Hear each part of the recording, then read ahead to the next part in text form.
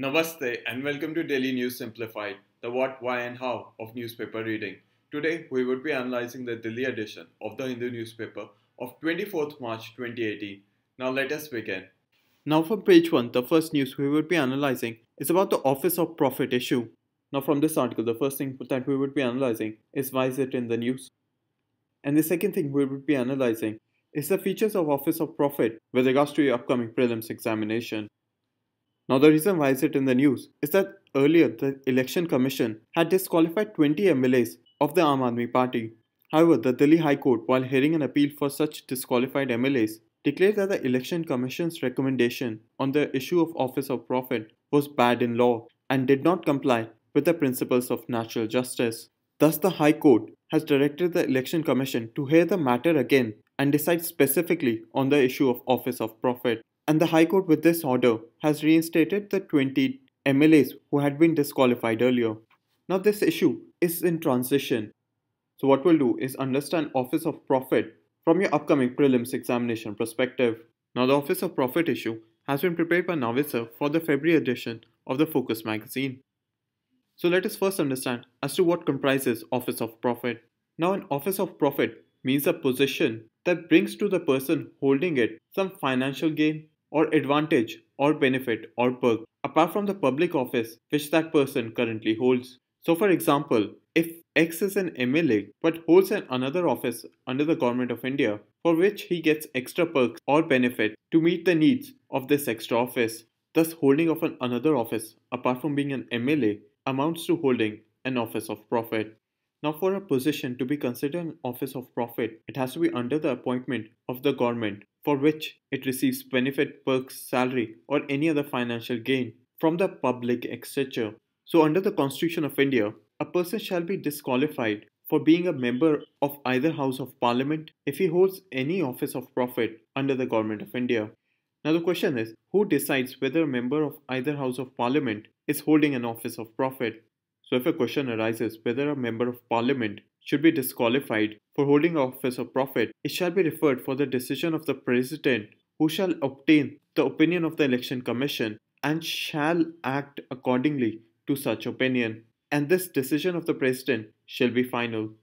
And similarly, a member of the Legislative Assembly or the Legislative Council of a state shall be disqualified for holding an office of profit as per the decision of the governor of that state, who also would have to abide by the opinion of the Election Commission, and this decision of the governor shall also be final.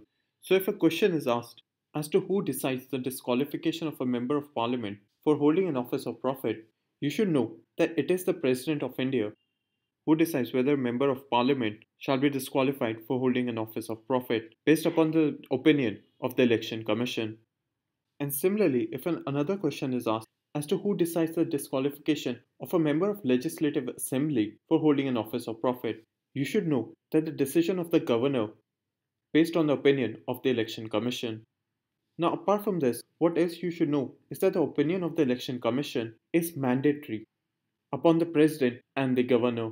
Now with regards to your prelims examination syllabus, this explanation of the Office of Profit would fall under Indian Polity and Governance in the subsection Constitution. Now with this, we move on to the next article. Now again from page 1, another news that we will be analyzing is on the Rajya Sabha elections. Now we would not go into the result or the politics of the Rajya Sabha elections. So what we'll do is understand from your prelims perspective on how the election to the Rajya Sabha is conducted. And let us understand this with the help of the Constitution of India itself. Now with regards to the election to the Rajya Sabha, let us understand various facts-based statements for your upcoming prelims examination. Which schedule of the Indian Constitution provides for the allocation of seats to the states and union territories in the Rajya Sabha? You should know that the fourth schedule provides for the allocation of seats in the Council of State or the Rajya Sabha to be filled by representatives of the states and union territories in accordance with the provisions of the fourth schedule. Now considering a second question, which of the following can vote in a Rajya Sabha election? Nominated members of a legislative council and the elected members of the Legislative Assembly. Now you should know that only the elected members of the Legislative Assembly of a state can vote for the election of a Rajya Sabha member. And with regards to the final question, which union territories have representatives in the Council of State or the Rajya Sabha? you should know that Delhi and Puducherry are two union territories that can elect representatives to the Rajya Sabha. So, with regards to the election to the Rajya Sabha, you should remember the allocation of seats in the Rajya Sabha is filled by representatives of states and union territories in accordance with the provisions of the fourth schedule. Moreover, the representatives of each state in the Rajya Sabha shall be elected by the elected members of the Legislative Assembly of the state. And moreover, the Union Territories of Delhi and Puducherry have representation in the Rajya Sabha. And therefore, Article 80 of the Constitution of India, with regards to the subclause 2 and subclause 4 and 5, and the explained statement of facts in this section becomes important for your upcoming UPSC Prelims examination. And with this, we move on to the next article. Now we have taken this article from page 5. Now let us first understand as to where Chandrayaan2 is placed in your UPSC syllabus. In terms of your prelims examination syllabus, it would be placed in current events of national importance, and in terms of your mains examination syllabus, Chandrayaan2 would be placed in your GS paper 3 under the subsection Awareness in the Field of Space and Science and Technology Developments and Their Application. Now let us understand about Chandrayaan2 with respect to your upcoming prelims examination. Now the reason Chandrayaan2 is in the news is because earlier the Indian Space Research Organization or ISRO had planned to launch Chandrayaan2 around April of 2018, but this launch has been postponed to October of 2018. Now let us understand the objectives and features of Chandrayaan2 that you should know for your prelims examination. Chandrayaan2 would consist of a rover, an orbiter, and a lander. Now the Chandrayaan2 lander would be the first from India to have a soft landing on the moon. Now this fact becomes important for your prelims examination because previously in the 2009 prelims examination, a question was asked on Chandrayaan-1 which had asked, apart from India, which other country had landed such a probe on the moon earlier. While similarly in the 2016 prelims examination, with regards to the Mangalyaan, one of the statements that it had asked was whether India is the second country to have a spacecraft orbit the Mars after USA, and also whether India is the only country to be successful in making its spacecraft orbit the Mars in its very first attempt. Now, in similar terms, this fact that Chandrayaan-2 would be the first from India to have a soft landing on the moon becomes important from your prelims examination, wherein if the soft landing is successful, India would become the fourth nation to have had a successful soft landing on the moon after USA, Soviet Union, and China, wherein the most recent one was by China in 2013 and its spacecraft was known as Chang'e 3. Now, the objective of Chandrayaan-2 is to do a remote sensing of the moon. And moreover, Chandrayaan-2 would collect information on lunar topography, which means the study of the natural physical features of the surface. Moreover, it would collect information on mineralogy, as in the type and forms of minerals that are found on the surface of the moon. Elemental abundance, which means measuring the occurrence of chemical elements in the environment.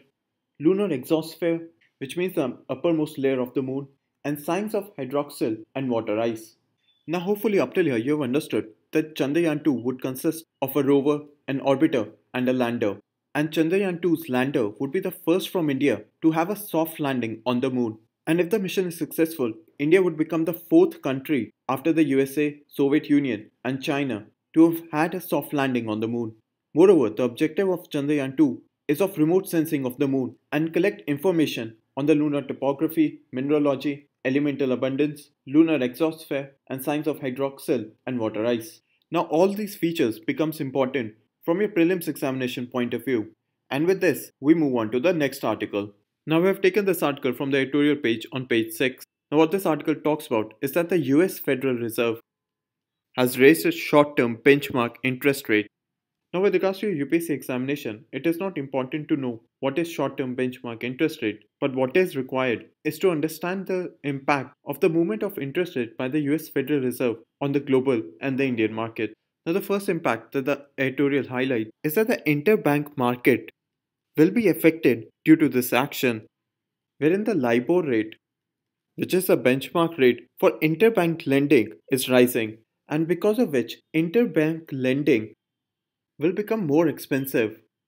Now in the most simplest of terms, let's say in country A there is a bank which has borrowed money from a bank in country B. Now the LIBOR rate is the interest rate at which the bank from country A has borrowed money from the bank from country B. And because of the US Federal Reserve decision to raise the short-term benchmark interest rate, this LIBOR rate would go up and therefore interbank lending will become more expensive. Similarly, due to the rise of LIBOR, interest rates in corporate debt market would also rise. And because of this increase in interest rate, debt servicing for corporate borrowers would become difficult due to the increased interest rate. Hence the chance of default also increases. Moreover, this increase in the interest rate in the US will result in capital outflows from India.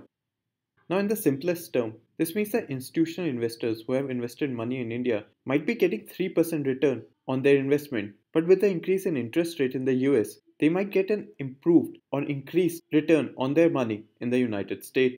Now, hopefully, up till here, you've understood that the US Federal Reserve has raised the short term benchmark interest rate, and because of which the LIBOR rate may also increase. And because the LIBOR rate might be increased, the interbank lending will become more expensive. And similarly, the corporate debt market interest rate would also increase.